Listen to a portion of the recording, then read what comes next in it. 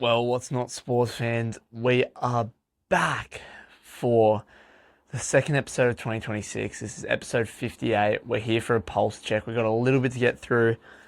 We've got the NRL, Rugby League back starting this weekend in our in the trial matches, and then 35 straight weekends of rugby league. I'm excited if you can tell.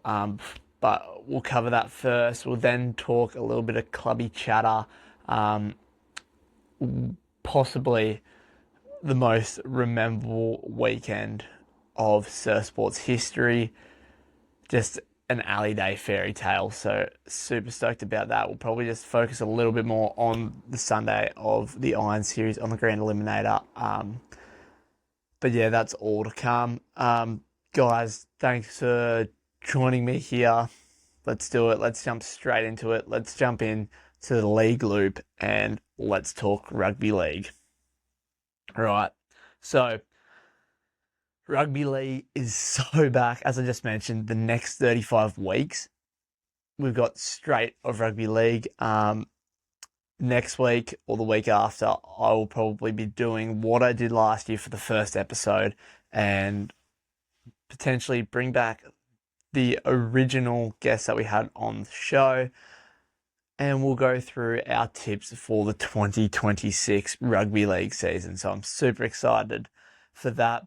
But for now, we're just going to talk about the two trial games that we got this weekend to start off, the rugby league season, of 2026. So the first round of the preseason challenge, we've got the Dragons and Knights, and we've got the Bulldogs and Cowboys. They're the teams going over to Vegas. So, it makes sense that they're in the first round, first weekend of the trials. Let's talk a little bit of the Dragons and Knights. I reckon we see the Knights get a win here in the first round. They have probably a few not better, but probably some more A-grade players actually putting their foot on the field, getting a start, like a huge pickup being Trey Mooney from the Raiders. He's now at Knights. Same with Sami Solo. Sami Solo. He will be also coming off the bench. They've got a really good, I thought they've got a really strong forward pack on the bench for the first trial match game. So I think the Knights get it done here. They're going to win it through the middle with their forwards. Bulldogs versus Cowboys. I'm picking the Cowboys to win here for a very similar reason to why I'm picking the Knights. They've got a bit more of their A-grade team lining up. An example of that, Clifford and Darby, they're probably the more high-level players that are starting up in the game, and are the more notable ones. So giving them a run, really good idea. And yeah, that's why I think the Cowboys will win there. I want to quickly touch on Lomax. Now, we all know the story. Zach Lomax wanted to go over to R360, but R360 has never happened yet, and it got delayed. So Zach Lomax decided he wanted to come back to the NRL. But, in saying that, he didn't want to go back to Parramatta, and now he wants to go to the Melbourne Storm. In the release contract of Zach Lomax, he was released on the basis that he was going to go play a rugby union competition. That was the thoughts. If he wanted to come back to the NRL, he had to stick out. He had to come back to the Eels and play with them until, his original contract ended. So another 3 seasons. So that would be 26, 27, 28, 2029 that he could go play for a different club. But he's come back, wanted to play in the NRL, and he wants to play for the Storm. And, basically, Eels aren't happy. They want to be compensated more than what, if they're going to lose Lomax, they want a player and more, if that makes sense. They want more compensation, which is absolutely fair on their side. The case is actually going to the Supreme Court now.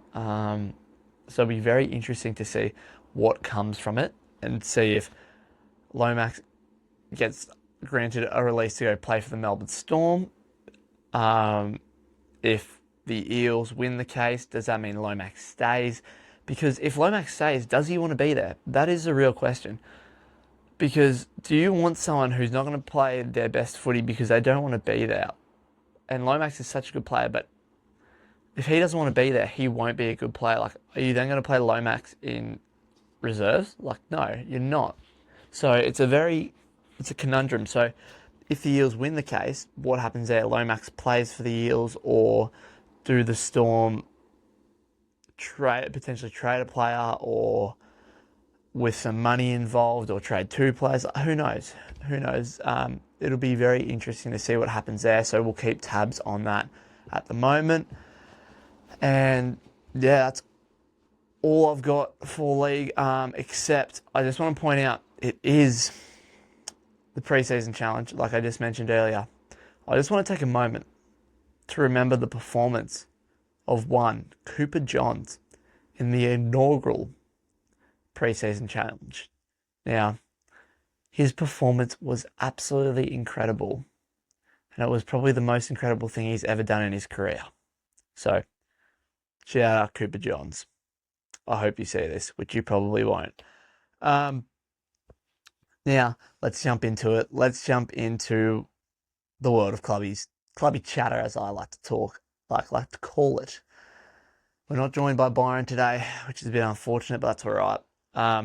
Let's start off first with the Next Gen series that there was. I wasn't part of it. It was epic. I didn't do it last season, so it was a really cool experience to get around and do it this year. But it was hectic. Hectic surf, really competitive. It's the under-19 competition, and hats off to the two people that won, Olivia Clues and Dane Sutton. Dane Sutton killed it in the blokes. Pretty dominant performance, had quite a few buffer points. Now, the girls was a different story. It was between Olivia Clues and Isabella Tate on a countback. So Cluesy won it there, getting herself the red swimmers again for next season. So really good job for her.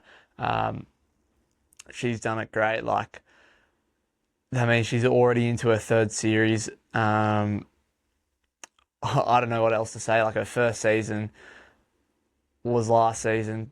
Got through the trials, because she was the first year under 19. So she went through the trials, got knocked out after a couple of rounds, then went to Next Gen, won Next Gen, got her spot booked for this season, got through a few rounds this year, got knocked out, and then goes and does Next Gen again, wins it, and then books herself for a third series. That's epic.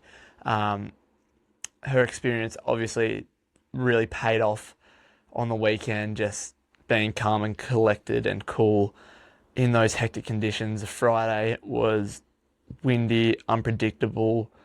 It was insane, but nonetheless, great weekend of racing for the boys and girls. A lot of people had taken a lot away from it. So, yeah.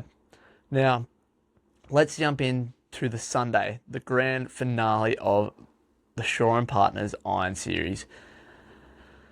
Now, you might have seen it on the socials.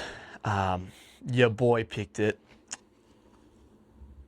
We'll touch on it in a second, but Tiani Massey took out the series after winning the Grand Eliminator, and Ali Day, Fairytale finish, taking out the series. It was just incredible. But let's talk about what it was. It was a perfect finish for Ali. It's the Fairytale we all wanted to see. We're very happy with it. But let's talk about the women's podium first. Emily Doyle, third place. Lucy Derbyshire, second. And Tiani Massey taking the win there. So happy for Tiani. Consistency pays off. Lucy, she'd been consistent all season. Really backed up last season, where a lot of people could have been questioning, was it a fluke that she won it in the format? It was.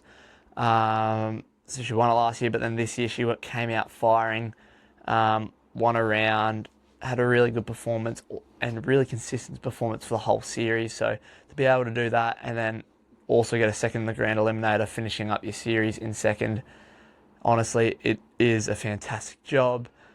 Emily Doyle, just insane. She's really coming into good form at the moment. We're going to see more of her at the pointy end of the season. Well, I say the pointy end of the season. It's here now. The end of the Iron Series. We then got the Shannon Eckstein double header, the Sunset 10,000, and the Eckstein 10,000, then States and Aussies, and then that's it. Like, we are in the pointy end of the season now, and she's really coming into good form with that. We'll touch more on the double header next week. Might have Byron on for that to discuss a bit more.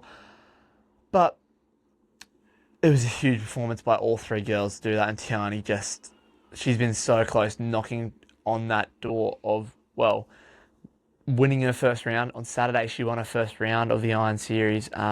She's been on the podium so many times. She's been there. Now she is here. Won it on Saturday. That's a huge confidence booster, and then won the Grand Eliminator on Sunday, so hats off to her. The Iron Series is coming back to the sunny coast, so that's epic to see. Now, let's talk about the blokes. Our winner, Ali Day, couldn't have been more perfect. Second place, Charlie Verco, the genius himself. And third, Slim Reaper, Ethan Callahan. Just consistency pays off. Let's talk about Ethan first. Ethan, he's had a great series so far. So consistent at the pointy end. Went into this weekend equal points with Ali. I know the point score got wiped after, but after 5 rounds, he done exceptionally well to be at the top. Not just in the Iron Series, the World Ocean Series, we've seen him win 10,000 point events. We've seen him win 7,000 point events. He's there. He's good. More of him to come. Really looking in form as he has all season. I'm really excited to see him in these last few carnivals. But a third, that's absolutely credit to all the hard work that he's put in. Charlie Verco, the genius, the creator of Surf Fantasy. He worked it all the way into second. That is insane. We know Charlie, he's been on the cusp of the Iron Series for the last few years. He had his wild card back in the 2020-21 season, where he got to do a few races there. So it was his first real season this year, and to be able to come away with a second, it's insane, and it's well deserved. Doing hard winters down in Newport, New South Wales. Charlie, incredible job. But let's talk about the man, the myth, the legend, Ali Day. All day, every day, it was Ali's day. And this will be talked about for the longest time ever. And bumps him right up in the GOAT conversation. Like, I saw something earlier this week on the Golden Era Surf Sports page. And it was something like Kai Hurst, Shannon Eckstein, Trevor Hendy. Like, they all had in common, they didn't win a last round. Like, they didn't win a round in their last season or something like that. Ali won the series in his last season. That is huge. Goes on to the Shannon. Can he come back and win the World Ocean Series? Like, could we see a performance there? Could we see him win Aussies again? Claim his, what is it now, 5th Iron title at Aussies? That could just round him out as the GOAT. Like, that will be insane to see. Yeah, it was just incredible. Like, everyone wanted Ali to win. Even the people racing wanted Ali to win, I think. So it was really cool to see. Yeah, really special. So let's see what happens for the rest of the season. Let's see Ali race a few more times and enjoy his victories. I think he's going to be really satisfied with that win, with the new format of the Iron Series. The hardest format of the Iron Series to win, in my opinion. The fact that it's not based on points anymore, and yeah, it's a brutal format. And to be able to be so consistent like he was, and then to win it on the final day when it mattered, it was just so special. And yeah, that's what I've got to say about it. I was speechless when he won. A lot of other people would have been. It's just what we wanted. It's what the people wanted. He gave it to us, and I genuinely think Ali Day is now the GOAT. But we can talk more on that on a later date. I don't know what to say now, other than that was perfect. Thank you, Ali, for winning the series, I guess. Thank you for what you've done. Let's hope the Fairytale run continues for him. Now, the countdown, I've already talked about, the countdown is on for Aussies. The Shannons left, States is left, and Aussies. The big final dance. 7 weeks left of the season, I think. So we got the Shannon next weekend. So this week and next week, that's 2 weeks. Week off. Well, or weekend off of not racing. States. Then we got another week. Another weekend off racing. 2 weekends in a row of no racing. And then Aussies. So 7 weeks of training, I'd say. So if you're not locked in, lock in now because there's not much time left. We will be doing a huge Aussies preview. It'll probably be its own standalone episode. It'll be so big. So for all you clubby heads, we will keep that there in the back of our minds in a few weeks when we get in there in March. I'm just really excited. It is so much racing over the next month and a half, and then we're done. Bring on Sunday night. Bring on Mad Monday.